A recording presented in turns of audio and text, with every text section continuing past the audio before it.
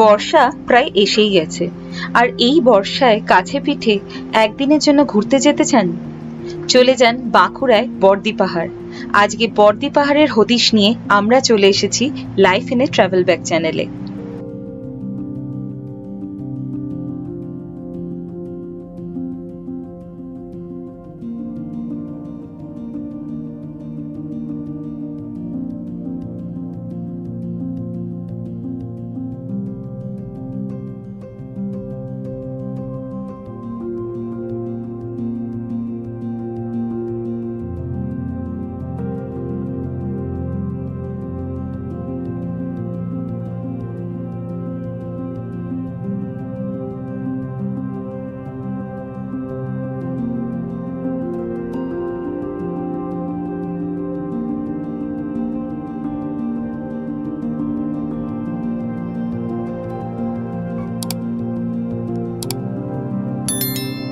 কলকাতা থেকে বাঁকুড়া যাওয়ার জন্য দু রকমের রাস্তা আছে। যদি মেদিনীপুর হয়ে যান তাহলে বর্দি পাহাড়ের দূরত্ব পড়বে প্রায় 208 কিলোমিটার, ঘন্টা সময় লাগবে ওই 5 ঘন্টা মতো। আর যদি মনে করেন বর্দি পাহাড়ের সাথে বিষ্ণুপুরেও একদিন হল্ট করতে চান, তাহলে বিষ্ণুপুর হয়ে 240 কিলোমিটারে আপনি পৌঁছে যাবেন বর্দি পাহাড়। আমরা এবারে কিন্তু সকাল সকাল রওনা না দিয়ে বেশ বেলা করে রওনা দিয়েছিলাম। সাথে ছিল পইয়ের বন্ধু আর তাদের বাবা মারা। মজা করতে করতে কোলাঘাটে গিয়ে লাঞ্চ সেরে আমাদের বর্দি পাহাড় পৌঁছতে প্রায় রাত হয়ে গেছিল। রাস্তায় এত বৃষ্টির মধ্যে দিয়ে আমরা গেছিলাম যে সারা দিনের ক্লান্তিতে আমরা জাস্ট হোটেলে ঢুকেই ভাবছি কখন রেস্ট নেব, তাই ঠিকভাবে কিন্তু রুম রিভিউ করা হয়নি। তবে হ্যাঁ, আমরা বুক করেছিলাম কটেজ।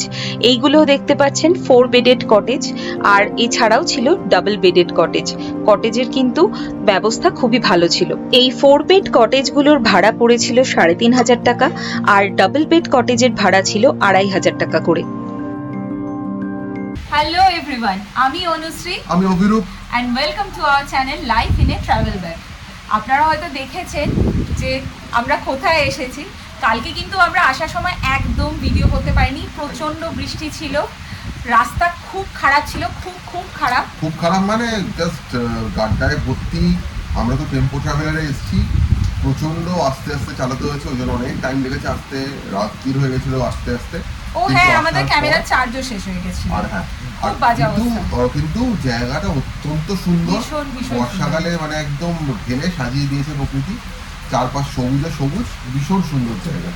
এখানে আসলে কিন্তু একদম নির্ভেজাল উইকেন্ড কাটাতে পারেন, আর তার সাথে ঘুরতে যেতে পারেন মুকুটমণিপুর, যেটা আজকে আমরা প্ল্যান করেছি। কিন্তু আবার আকাশের মুখ ভাট দেখতেই পাচ্ছেন। হ্যাঁ, মানে রেডি হয়ে আছি, স্টান হয়ে গেছে, সবাই রেডি, কিন্তু এখন প্রচণ্ড জোরে আবার বৃষ্টি নেমেছে। তা বৃষ্টিটা একটু ধরলে আমরা বেরোবো, বেরিয়ে মুকুটমণিপুর যাবো। মুকুটমণিপুরের ডিটেল ভিডিও চ্যানেলে আছে, ডেসক্রিপশন বক্সে দেওয়া রইলো, তোমরা দেখে নাও। আজকে মুকুটমণিপুরের ডিটেল ভিডিও হবে না, বৃষ্টির মধ্যে জানি না কি হবে, চেষ্টা করবো যতটা পারি দেখানোর। বর্ষায় মুকুটমণিপুর কেমন, শুনছি যে কংসাবতী নদীতে জল ছাড়া হয়েছে, তো সেটা তোমাদের দেখাবো, কেমন লাগে সমস্ত ডিটেলস তোমাদের সাথে লাইফ ইন এ ট্রাভেল ব্যাগে। বাঁকুড়ায় কংসাবতী নদীর নাম তো অনেকেই শুনেছেন, আর এই কংসাবতী নদীর পাশেই রয়েছে বর্দি পাহাড়, আর এই বর্দি পাহাড়ের মধ্যেই রয়েছে বর্দি পাহাড় ইকো রিসর্ট। আমরা বর্দি পাহাড় ইকো রিসর্ট বুক করেছিলাম ওয়েবসাইট থেকে। ওয়েবসাইটের ডিটেলস আর ফোন নাম্বার সমস্ত ডেসক্রিপশন বক্সে দেওয়া রইল।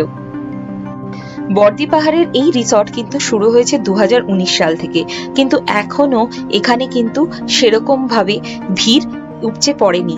তাই বর্দি পাহাড়ে কিন্তু এসে ফাঁকা মেলা নিরিবিলিতে বেশ সুন্দরভাবে কাটাতে পারেন একটা গোটা উইকেন্ড।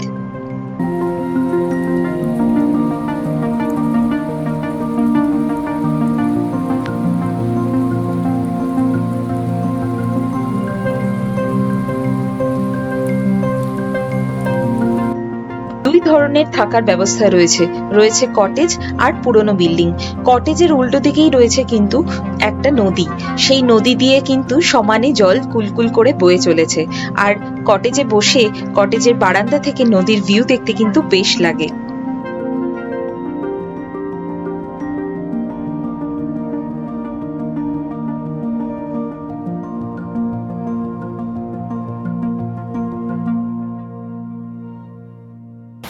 আমরা এসে গেছি বর্দি পাহাড় ইকো রিসর্টে।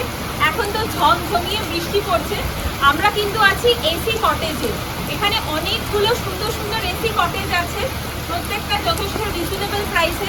আপনারা বুকিংয়ের ডেসক্রিপশন বক্সে আমি বুকিংয়ের ডিটেলস দিয়ে দেবো, সেটা দেখে বুকিং করে নিতে পারেন। এসি কটেজ ছাড়াও ওইদিকে আছে মেন বিল্ডিং, সেটাও দেখাবো ভিডিওতে। মেন বিল্ডিংয়ে কিন্তু বেশ কিছু রুমস আছে, সেটাও বুক করতে পারেন। মেন বিল্ডিংয়ের রুমগুলো একটু পুরনো, আর এসি কটেজের যেটা সব থেকে স্পেশাল ব্যাপার, সামনেই কিন্তু নদী যাচ্ছে, তো নদীর ভিউটা খুব সুন্দর দেখা যাচ্ছে।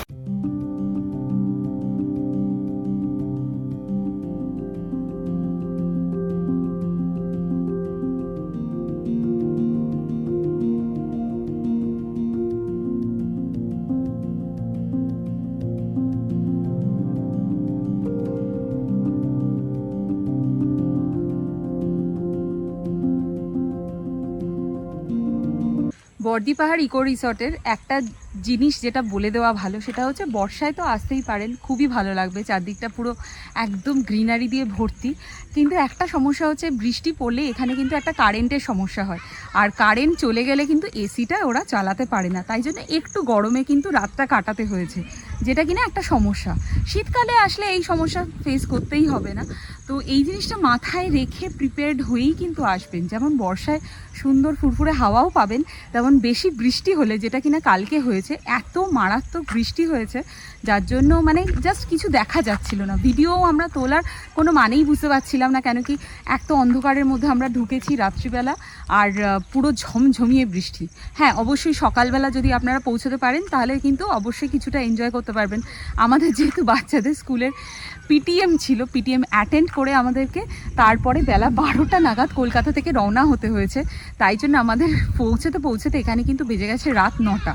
আর অবভিয়াসলি আমরা যেহেতু ট্রাভেলার্সে করে এসেছি, সেই জন্য কিন্তু বেশ টাইম লেগেছে, এত বৃষ্টি পড়ছিল, আর এই গ্রামের রাস্তা দিয়ে বেশি জোরে গাড়ি চালানো কিন্তু সম্ভব হয়নি।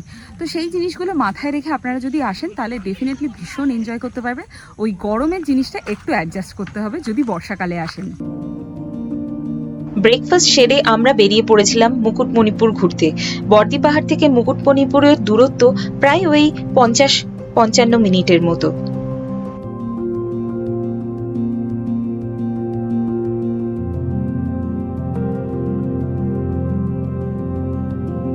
আসতে কিন্তু এই রাস্তাটা দিয়েই আপনাদের আসতে হবে।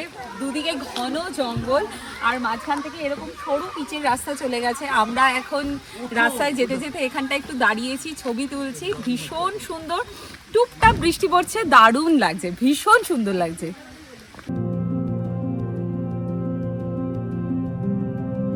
রাস্তার দুপাশে ঘন সবুজ, আর তার মধ্যে দিয়ে আমাদের গাড়ি চলেছে। এত দারুণ লাগছিল, চিন্তার বাইরে। তার মধ্যে ঝমঝমিয়ে বৃষ্টি শুরু হলো, আর বৃষ্টির মধ্যে তো আরো ভীষণ ভাল লাগছিল এই রাস্তা দিয়ে মুকুটমণিপুর যেতে।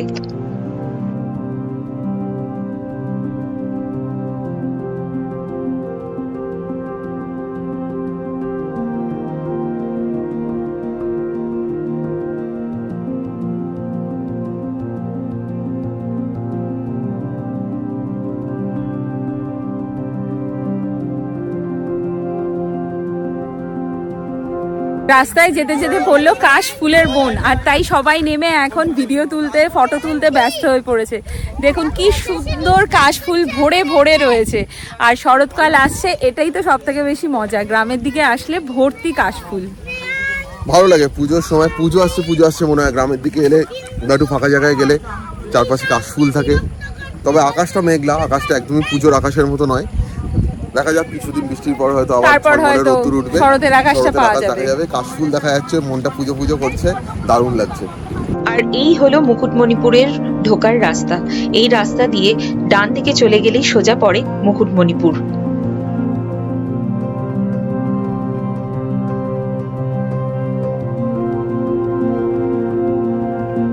তো আমরা মুকুটমণিপুর এসে গেছি, এখন তো দুপুরের লাঞ্চের টাইম। দেখে দেখে এখানে কিন্তু অনেকগুলো খাবার দাবারের জায়গা আছে, মানে রিসর্ট কাম হোটেল বলতে পারেন, রেস্টুরেন্ট তো আছেই। তো আমরা সেরকমই দেখে এখানে চলে এসেছি আরণ্যকে এসে আমরা দুপুরের লাঞ্চটা সারবো। দেখি এখানে খাওয়া দাওয়া কেমন।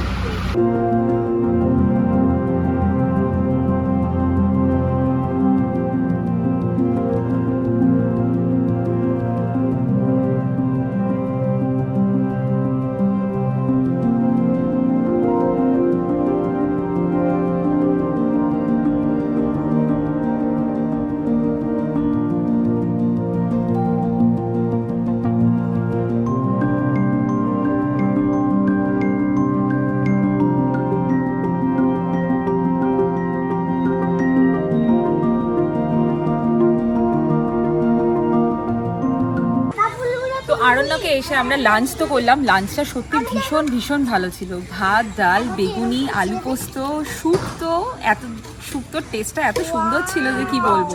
তার সাথে চিকেন কষা ভীষণ ভালো টেস্টি খেলাম। লাস্টে কিন্তু পেঁপের চাটনি আর তার সাথে পাঁপড়। এখন আবার মিষ্টি দই অভিরূপ খাবে। তো আপনারা এখানে আসলে এখানে কিন্তু ডেফিনেটলি আসতে পারেন, খাওয়া দাওয়াটা খুব ভালো।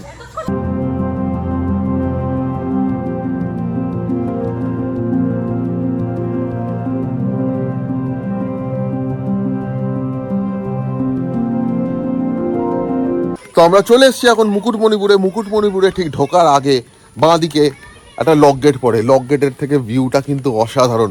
আমাদের আগের ভিডিওতে তোমরা দেখেছো মুকুটমণিপুরে এসেছিলাম, যেবার বিষ্ণুপুর এসেছিলাম, বিষ্ণুপুরের পর মুকুটমণিপুর এসেছিলাম। তো মুকুটমণিপুরের ভিডিওতে এই ভিউ আছে, কিন্তু এখন বর্ষাকালের ভিউ দারুণ লাগছে, তোমাদের দেখাচ্ছি, দেখো।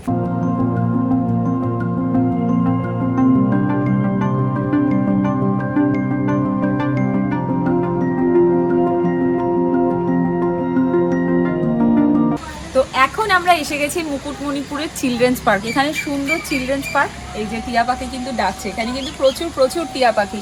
আর এখান থেকে সুন্দর ল্যান্ডস্কেপ। এখন তো বর্ষার জল জমে আছে, ভীষণ সুন্দর লাগছে। ড্যাম থেকে অল্প অল্প জল ছাড়ছে, খুব সুন্দর লাগছে।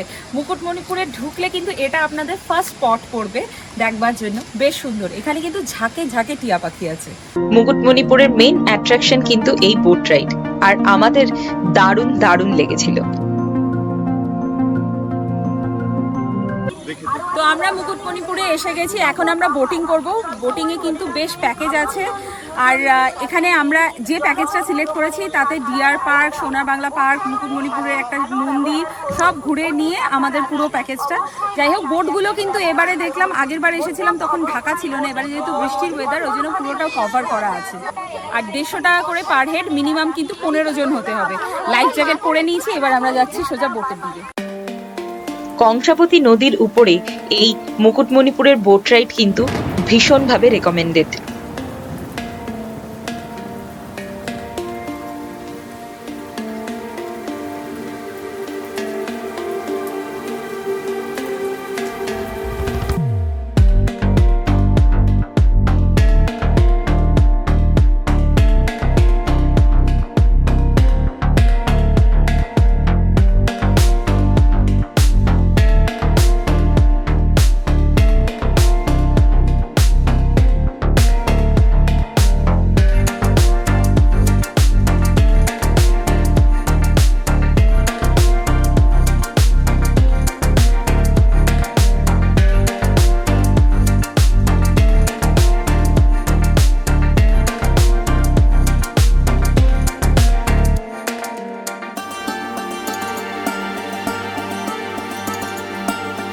তো আমরা এখন নেমে পড়েছি, বোট রাইড করে যাচ্ছি ডিয়ার পার্কে। এখান থেকে কিন্তু ভ্যান বুক করতে হবে, ভ্যানে করে ডিয়ার পার্ক যেতে হবে। আর এই জায়গাটা জাস্ট দেখুন, অসাধারণ। সানসেট তো প্রপার হচ্ছে না, বাট দারুণ লাগছে। মেঘের মধ্যে সূর্যটা লুকিয়ে আছে, টোটালি দুর্ধর্ষ জায়গা।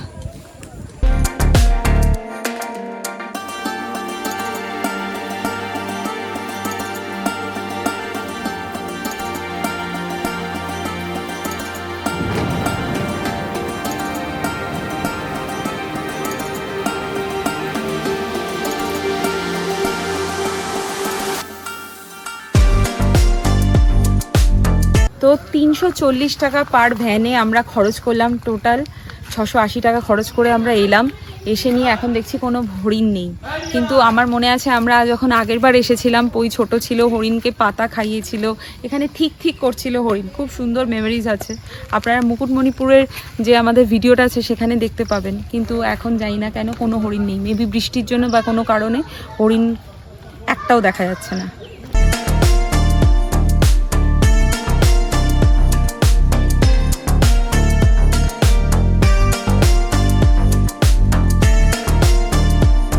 ডিয়ার পার্ক থেকে ফিরতে ফিরতে কিন্তু সন্ধে হয়ে গেছিল, আর সন্ধ্যায় নৌকো করে ফিরে আসতে অপূর্ব সুন্দর লাগছিল।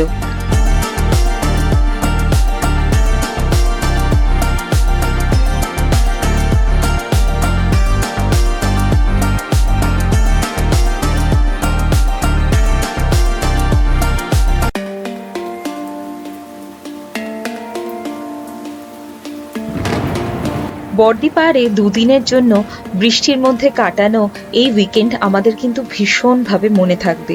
হ্যাঁ, আমরা কিন্তু এখানে লাঞ্চ করিনি, তবে ডিনার যতবারই করেছি ততবারই বৃষ্টির মধ্যে রুম সার্ভিস নিয়েছিলাম। খাবার কিন্তু এখানে বেশ ভালো ছিল।